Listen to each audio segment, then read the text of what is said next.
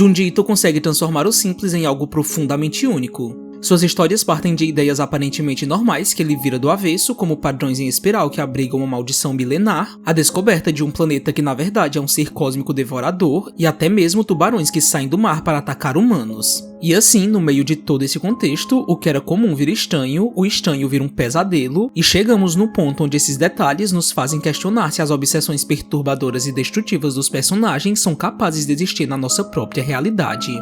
Essa é a nossa nova série de vídeos que trazemos para vocês, onde abordaremos de maneira resumida em compilados cada uma de suas histórias que estão cheias dessas banalidades que se transformam em horror, medo e desconforto. Rie não conseguia se lembrar das coisas que aconteceram entre seus 7 e 14 anos de idade, exceto por uma única memória assustadora. Ela não sabia como, mas ela conseguia se lembrar vagamente de se olhar no espelho e de ver no reflexo uma imagem completamente diferente de seu rosto. Um rosto que, ao seu ver, era distorcido, feio e que chegava até mesmo a fazê-la pensar num monstro. O mais estranho de tudo isso era que nessa sua única memória da época, sua mãe aparecia ao seu lado em completo silêncio. Ela já tinha se pegado inúmeras vezes olhando para os álbuns de foto quando se sentia apreensiva, porque essa era a única forma que ela conseguia para acalmar sua própria mente de que não havia existido uma versão monstruosa sua. No entanto, quanto mais o tempo passava, mais ela se via aflita. Seus pais não davam tanta atenção para isso, mas um dia ela os ouviu conversando em segredo, mencionando a existência de uma foto que revelava que os seus medos não eram apenas coisas de sua cabeça.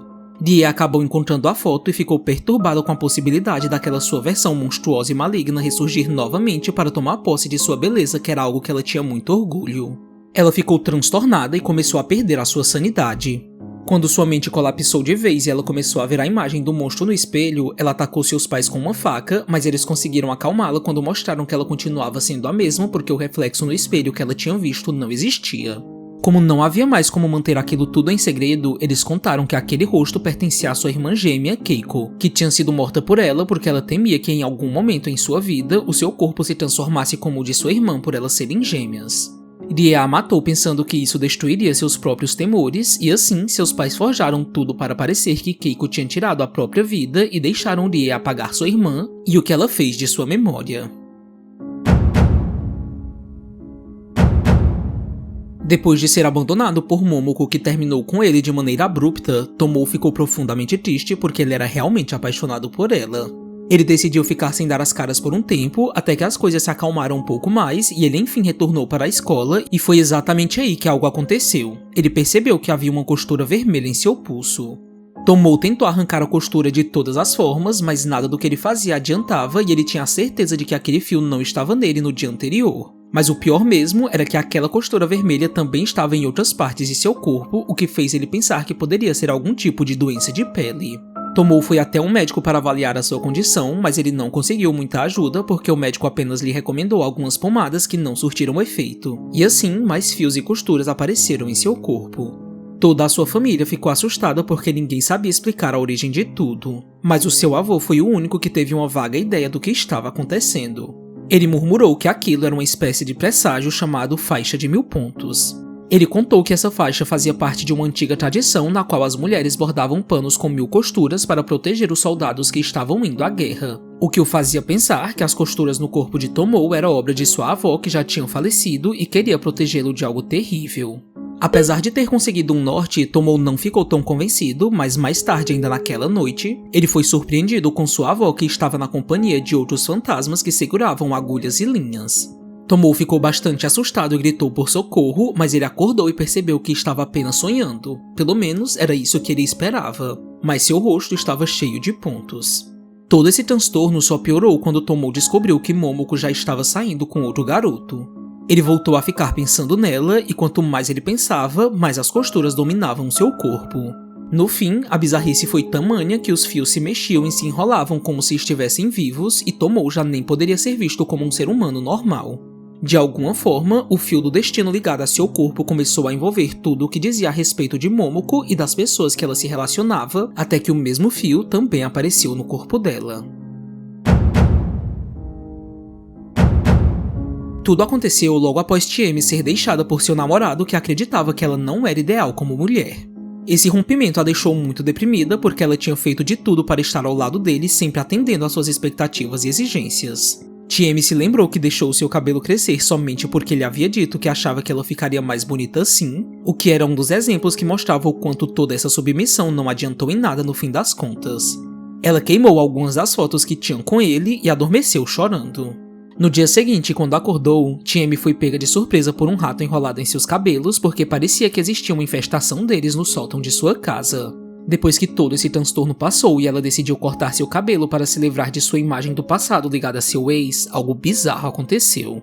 Sua família apenas conseguiu ouvir os seus gritos e quando foram checar o que tinha acontecido, eles viram uma cena chocante porque havia no quarto apenas o seu corpo sem a cabeça. A polícia não conseguiu descobrir quem a matou e sua família, mesmo em luto, tentou encontrar pistas sobre o que tinha acontecido. Enquanto isso, o namorado de Chiemi era perturbado todas as noites por ligações misteriosas das quais ele conseguia ouvir apenas o que parecia ser o rangido de dentes. Mesmo ouvindo apenas isso, ele acreditava que era Chiemi quem estava o incomodando por ele tê-la abandonado, mas o que não fazia sentido era que naquele ponto ela já estava morta, então não poderia ser ela do outro lado da linha. Um dia, junto de seu pai, a irmã de Chiemi ouviu uns barulhos estranhos vindos do sótão e decidiram averiguar até que eles viram algo perturbador. A cabeça de Chiemi estava suspensa por seus longos cabelos que tinham continuado a crescer e a sua expressão viva rangeu os dentes num barulho idêntico ao que o ex dela havia ouvido nas ligações. O pai de Chiemi morreu por conta do susto intenso e sua irmã apenas viu a cabeça rolar como se estivesse viva, sendo guiada por seus cabelos até sumir de vista. Ninguém sabia para onde ela tinha ido, mas na casa do seu ex, as coisas tinham se intensificado porque toda a presença fantasmagórica estava se manifestando para assombrá-lo. Sayoko convenceu sua amiga Noriko a se embrenhar com ela nas profundezas das montanhas em busca de uma trilha, porque Noriko tinha deixado de ir à escola por estar passando por um momento complicado, então ela achava que isso poderia ajudá-la de alguma forma. Mas o que elas realmente encontraram foi um templo muito antigo, onde os fiéis praticavam uma espécie de vertente fechada e corrompida do budismo, onde o maior ato sagrado estava no fato da pessoa abandonar a si mesma para se transformar numa múmia viva. Noriko ficou assustada com todo o fervor dos monges, principalmente porque eles se comportavam de maneira estranha. Mas ela foi convencida por um deles a ficar um tempo com eles porque seria perigoso que elas voltassem porque já estava prestes a anoitecer. As duas nesse meio tempo conheceram um pouco das instalações e de como as coisas funcionavam nesse lugar. Sayoko conseguiu encontrar certa paz nas meditações e, ao contrário de sua amiga que continuava desconfiada, ela se sentiu de certa forma consolada quando pensou em como era sua vida fora dali. Mas quando uma garota chamada Kuramoto se aproximou, elas voltaram à origem do medo e começaram a perceber que aquele templo talvez não fosse um lugar seguro. Kuramoto contou que seu irmão tinha feito parte daqueles fiéis e que ele havia desaparecido há 5 anos após sucumbir a todos os rituais de iluminação. Kuramoto já estava no templo durante 2 meses, mas ela não havia encontrado nenhuma pista sobre o paradeiro de seu irmão. Noriko e Sayoko se aproximaram dela e juntas elas decidiram seguir os monges que haviam se reunido para começarem uma procissão no meio da noite floresta adentro, até a base de uma estátua de Buda onde ficava um labirinto subterrâneo. Quando entraram, elas deram de cara com monges mumificados em pé encostados nas paredes do corredor. Os corpos continuavam por todos os lugares do labirinto e, mesmo assustadas, elas prosseguiram até que Kuramoto decidiu ficar para pensar um pouco quando encontrou seu irmão e descobriu o que havia acontecido. Noriko e Sayoko tentaram sair dali o quanto antes, mas o caminho foi ficando cada vez mais estreito e confuso. No entanto, esse não chegou a ser o menor de seus problemas porque os corpos foram se mostrando cada vez mais frescos, cada vez mais vivos, e quando elas menos esperaram, elas se viram observadas por aqueles monges que tentavam encontrar a eternidade à sua maneira e que mostravam a elas que elas também dividiriam aquele mesmo destino com eles. Kazumi Morimoto estava decidida a pular para a morte do telhado de sua escola, mas nada disso fazia sentido para Okamori, que esteve conversando com ela há poucas horas antes dessa decisão irreversível, porque ela tinha lhe confessado que estava com planos ainda para aquele dia, porque ela tinha conseguido marcar um encontro com um garoto chamado Matsuda, por quem ela sempre foi interessada. Kazumi não conseguiu ser convencida a desistir nem mesmo por sua professora que estava no térreo aparentemente falando com ela, e assim ela se jogou para a tristeza de todos. Mas o mais bizarro de tudo isso era que Okamori tinha escondido um gravador nas coisas de Kazumi porque ele queria espionar como seria o encontro dela com Matsuda e, sem ter tido a intenção, ele agora estava em mãos não só com os momentos de sua queda em áudio, mas com provavelmente o motivo que a fez tomar aquela decisão. Na gravação, Kazumi se despediu de Matsuda, que disse que viria para buscá-la no dia seguinte, mas assim que ele saiu, uma veterana chamada Kumagawa a abordou e falou com ela sobre a lógica do diabo, que consiste em fazer uma outra pessoa se eliminar. Ela pediu que Kazumi fizesse isso na frente de todos, porque a morte gera um destino universal. E por mais que ela tentasse se desvencilhar desse assunto estranho porque ela não tinha intenção alguma em tirar a sua própria vida, de alguma forma, essa conversa perturbadora encontrou lugar dentro de sua mente e ela começou a pensar exatamente em fazer o que Kumagawa tinha lhe pedido. O Kamori ficou tão perplexo com tudo isso que ele começou a pensar que aquela voz que falava com sua amiga era a voz da própria morte, e agora, ele também não conseguia parar de pensar em fazer o mesmo que Kazumi. O Kamori se viu sem escolha, tendo sido dominado por aquela vontade de tirar a própria vida, e ele começou a procurar um lugar para fazer isso. Quando encontrou, ele subiu no telhado de um arranha-céu e, antes de pular, ouviu a voz de sua professora no telhado persuadindo a seguir a lógica do diabo. Ou seja, no dia que Kazumi deu cabo de si mesma, ela não estava por perto para impedi-la, e sim para incentivá-la a fazer aquilo. O que mostrava que ela também fazia parte desse plano de lavagem cerebral para convencer o mundo inteiro a morrer. Risa foi encontrada vagando sem memória por seu amigo Makita, que a levou de volta para casa. Quando sua mãe viu seu estado, ela a levou imediatamente ao hospital, mas os exames não revelaram nenhuma anormalidade em seu cérebro, e o médico apenas disse que ela provavelmente tinha sofrido um trauma psicológico muito intenso que apagou suas memórias para poupá-la. No dia seguinte, Makita foi até a sua casa para ver como ela estava e para tentar fazê-la reaver as suas memórias. Risa não conseguia se lembrar dele, mas ele lhe disse que os dois tinham passado por vários momentos juntos e que ele estava empolgado em saber que eles iam poder começar tudo do zero. À noite, Risa não conseguiu dormir de maneira alguma porque algo estava a deixando aterrorizada. Ela não sabia dizer por que estava se sentindo dessa forma, mas uma sensação estranha lhe dizia que ela estava correndo perigo. Até que, de repente, ela ouviu um barulho muito peculiar, como se algo que estava se arrastando estivesse indo diretamente até o seu quarto. Quando Risa olhou para a porta que se abriu, ela viu uma enorme lagarta entrar em seu quarto. Risa gritou apavorada, mas quando seus pais apareceram, eles não viram a tal lagarta que provavelmente tinha sido apenas um fruto de sua mente perturbada.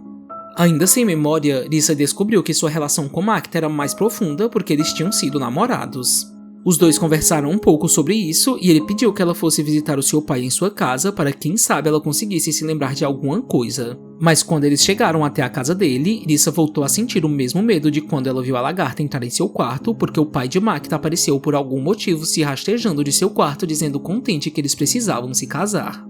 Mais tarde, à noite, Makita apareceu sem fôlego para pedir que Risa fosse com ele até a sua casa porque seu pai estava em seus últimos momentos de vida e queria vê-la. Mas quando ela o encontrou, ela entendeu por que sua mente havia colapsado a ponto de ela perder as suas memórias. Havia vários crânios humanos saindo da cabeça do pai de Makita como numa espécie de centopeia macabra. Os crânios dos ancestrais de Makita faziam uma rede consciente que mantinham viva a memória da família. Makita precisava se casar com Risa para passar adiante aquele legado medonho porque logo o escalpo de seu pai estaria ligado a ele e ele não tinha muito tempo.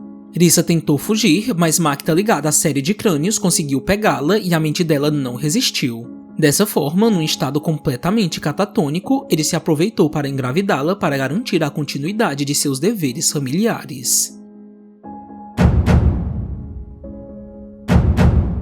O inferno dessa família aconteceu em uma noite marcada por uma tempestade intensa que mais parecia um pedaço de horror que estava acontecendo numa certa casa. Havia um pai devastado pelo desespero de ver sua filha Mary passar por uma transformação estranha. Ela estava se tornando uma boneca. Ninguém sabia o motivo exato para isso, mas segundo alguns dados de um órgão de pesquisa, cerca de 30% das crianças no mundo estavam se transformando misteriosamente. E Mary era só mais uma delas. Seu pai, que a deixou sentada em uma poltrona, conseguia ver somente alguns traços humanos que começavam a sumir lentamente para dar lugar a uma pele rígida, articulações que surgiam de fissuras e que podiam ser vistas como segmentos. Seu rosto, agora sem qualquer expressão, exibia linhas bem finas em suas bochechas. Por mais que estivessem de frente um para o outro, Mary já não era mais capaz de olhá-lo de volta, mas ainda assim, dessa forma, ela perguntou o porquê de ele estar tão assustado, mas ele apenas respondeu que não era nada.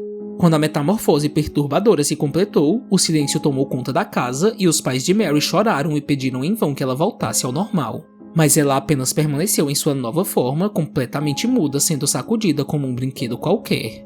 A maioria dos pais que tiveram os filhos transformados tomaram a decisão de queimá-los para livrá-los dessa prisão de corpo, mas o luto não permitiu que eles seguissem em frente e eles decidiram mantê-la em casa porque ao menos eles ainda a tinham por perto, por mais que ela tivesse se tornado uma coisa que eles jamais poderiam compreender.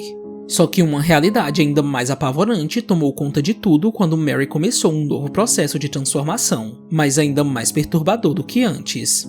Seu corpo foi tomado por um horror sem limites e eles já não eram mais capazes de ver que aquilo um dia tinha sido sua filha. E foi vendo essa monstruosidade que eles entenderam da pior maneira o porquê dos pais se livrarem dos corpos de seus filhos enquanto ainda era tempo, porque essa também era uma forma deles se pouparem de um choque sem precedentes. Hiroshi Sakaguchi e sua família se mudaram para uma casa que eles tinham comprado por um bom preço, o que chamou a atenção porque não havia nenhum problema na estrutura e outra família a tinha deixado sem muitos motivos aparentes. Por ser uma casa pequena, talvez isso pudesse explicar o valor tão baixo, mas o que Hiroshi e sua mãe primeiramente pensaram era que ela era na verdade uma casa mal assombrada. E não demorou para eles ficarem sabendo de estranhos rumores a respeito não de onde eles moravam, mas da casa que ficava ao lado e que por uma coincidência bizarra tinha uma janela posicionada na frente da janela do quarto de Hiroshi. Os vizinhos comentaram para eles que aquela casa estava ali desabitada por 10 anos, no entanto, às vezes era possível ver à noite a silhueta de alguém através da janela caminhando dentro da casa. Hiroshi e sua mãe ficaram desconcertados com essa informação assustadora, mas eles tentaram não ligar tanto. Quando Hiroshi subiu até o seu quarto e se deparou com a janela, ele não pôde deixar de pensar no que ele havia escutado sobre aquela casa, mas ele tentou dormir para esquecer. No meio da noite, Hiroshi foi acordado por uma voz amedrontadora que o chamava do lado de fora, ou melhor, de dentro da janela de frente para o seu quarto. Quando ele foi até a sua janela para ver o que estava acontecendo, ele viu um monstro que tentava se assemelhar a qualquer traço humano. A vizinha monstruosa de Hiroshi conversou com ele, ignorando completamente o seu choque de vê-la, e o convidou para que ele fosse visitá-la porque ela tinha deixado a porta aberta e estava esperando por ele. Hiroshi fechou a janela rápido porque essa era a única coisa que ele poderia fazer, mas ela continuou aparecendo para ele nos dias seguintes. A coisa do outro lado o chamava, quase que sussurrando, e chegou a ameaçar passar para o outro lado usando uma vara, já que ele não tinha ido até a casa dela como ela havia pedido.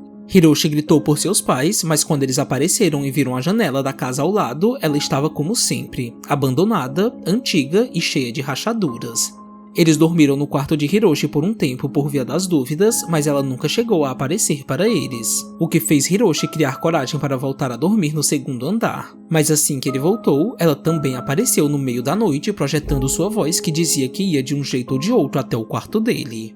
Um dia, depois de mais uma noite de sufoco, a família de Hiroshi se deparou um pouco com aquilo que Hiroshi tinha todas as noites.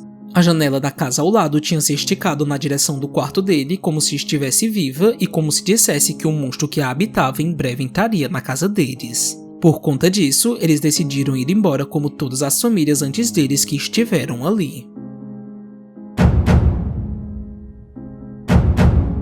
Mimi e seu namorado Naoto saíram numa viagem à praia de madrugada junto de seus dois amigos Furusawa e Tanaka, que estavam animados para o que eles fariam quando amanhecesse.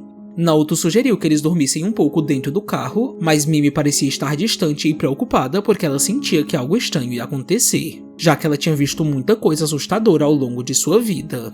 Naoto disse para ela relaxar, mas enquanto eles dormiam, ela foi acordada um tempo depois por conta da presença de um cadáver ambulante que tinha saído do mar e estava passando ao lado do carro onde eles estavam, mas ela foi a única que conseguiu ver a aparição fantasmagórica. Quando amanheceu, Mimi conversou com Naoto sobre o seu desânimo porque tudo o que ela queria era voltar para casa depois do que ela tinha presenciado. Naoto tentou dizer que ela tinha apenas sonhado, mas uma das garçonetes que estava trabalhando no quiosque onde eles estavam ouviu a conversa e disse que coisas do outro mundo costumavam aparecer por ali porque muitas pessoas tinham morrido afogadas e seus corpos nunca tinham sido encontrados. Furusawa os viu conversando com ela e ficou interessado em chamá-la para sair. Ele acabou a convencendo a ficar um pouco na companhia deles, mas as coisas macabras deram as caras novamente quando Tanaka tirou algumas fotos deles e ela comentou que eles precisavam tomar cuidado porque ela era capaz de ver as coisas do outro mundo. E naquele momento, Furusawa estava completamente cercado por elas. À noite, ao redor de uma fogueira, eles comentaram sobre o quanto a garçonete era estranha por falar sobre mortos com naturalidade, mas Furusawa pareceu inquieto com tudo isso. Ele se retirou para ir dormir, para no instante seguinte sair correndo para dentro do mar porque ele disse que uma professora tinha aparecido para ele e pedido para ele ir até a água porque seus alunos estavam morrendo. Na manhã seguinte, após forçarem Furusawa a ficar no carro porque ele estava fora de controle, eles acabaram pegando no sono e quando se deram conta da ausência dele, eles o encontraram logo depois e infelizmente já sem vida. A mesma garçonete apareceu para lhes contar sobre as crianças que haviam morrido e sido arrastadas pelo mar, e que talvez tivessem sido elas que mataram Furusawa porque ela tinha os visto grudadas nele. Dias depois, quando eles foram olhar as fotos reveladas, eles viram que somente Furusawa estava cercado dos espíritos que o arrastaram para a morte. Tanaka contou que aquelas fotos eram assustadoras, mas que ele nem teve coragem de revelar as fotos que a garçonete aparecia porque aquilo que ele viu era ainda pior. E apesar de pedirem que ele contasse tudo, ele preferiu ficar em silêncio por conta do medo. Og voltou de sua viagem até um lugar misterioso na América do Sul que ele encontrou depois que ele havia se perdido. Ele contou para seu amigo Sugio sobre os perigos que ele enfrentou para conseguir aquilo que estava na frente deles, um jarro que tinha sido um presente dos nativos e que continha um néctar maravilhoso e divino cujo sabor ele nunca tinha provado igual. Og perguntou se ele não gostaria de provar, mas avisou que ele não poderia ser pego colocando o mel na boca. Seu amigo não entendeu, mas quando ele provou, ele sentiu um maravilhamento muito grande, assim como Og tinha comentado.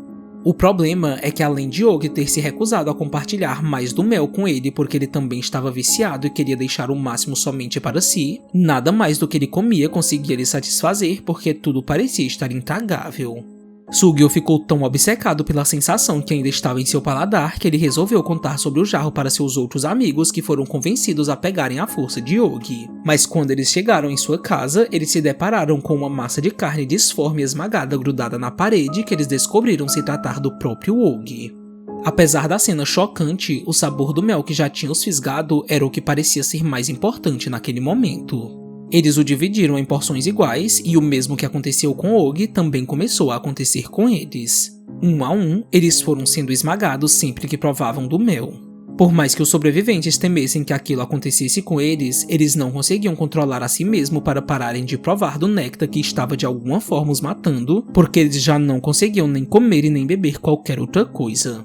Sugio tinha se lembrado que Og havia lhe dito para não ser pego enquanto estava provando o mel, mas isso não adiantou porque ele também acabou morrendo.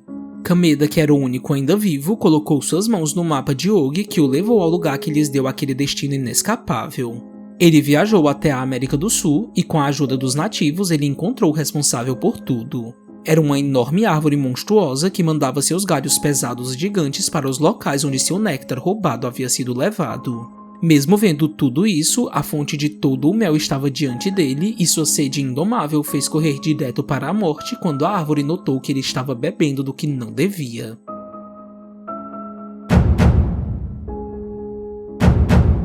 Sonohara e seu filho Tomoki tinham acabado de se mudar para uma nova cidade quando um dia eles viram algumas crianças do conjunto habitacional correrem até um ônibus de sorvete que passava por ali regularmente.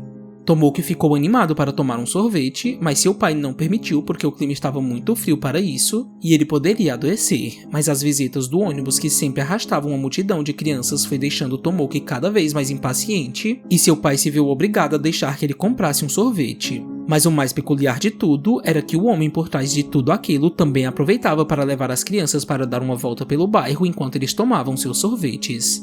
Tomoki também foi levado com as crianças, mas tudo aparentemente terminou bem porque ele voltou ainda mais empolgado dizendo que a volta pelo bairro foi bem divertida. Mas mais importante era que havia dentro do ônibus uma montanha de sorvete que todas as crianças podiam comer à vontade.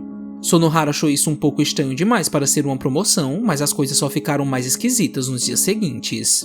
O mesmo se repetiu e Sonohara chegou a pedir para ir com as crianças no ônibus, mas ele foi impedido e teve apenas um vislumbre bizarro delas aglomeradas em volta de uma enorme quantidade de sorvete dentro do veículo. Com o passar do tempo, Tomoki ficou obcecado pelo sorvete e só falava nisso. Ele havia se tornado uma criança mal educada que não sabia mais falar sobre outra coisa. Além disso, ele sempre voltava grudento para casa e os objetos começaram a ficar no mesmo estado. Mas Sonohara sabia que aquilo estava passando dos limites num sentido anormal. As outras crianças também estavam agindo fora do comum, lambendo as coisas e até mesmo umas às outras. Um dia, quando chegou em casa, ele se deparou com todos os cômodos cobertos por uma espécie de creme grudento. Na sala, estava Tomoki lambendo o chão e tudo aquilo que ele podia, mas o pior de tudo veio em seguida. Tomoki contou que aquelas roupas espalhadas eram de seus amigos que tinham estado ali e que se transformaram em sorvete.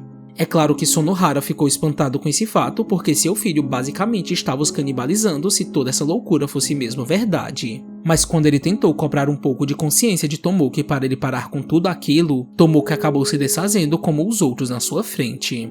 Não se sabe o que aconteceu com as crianças dentro do ônibus e o porquê elas se transformaram, mas ao longe ele pôde ouvir o veículo misterioso se aproximando.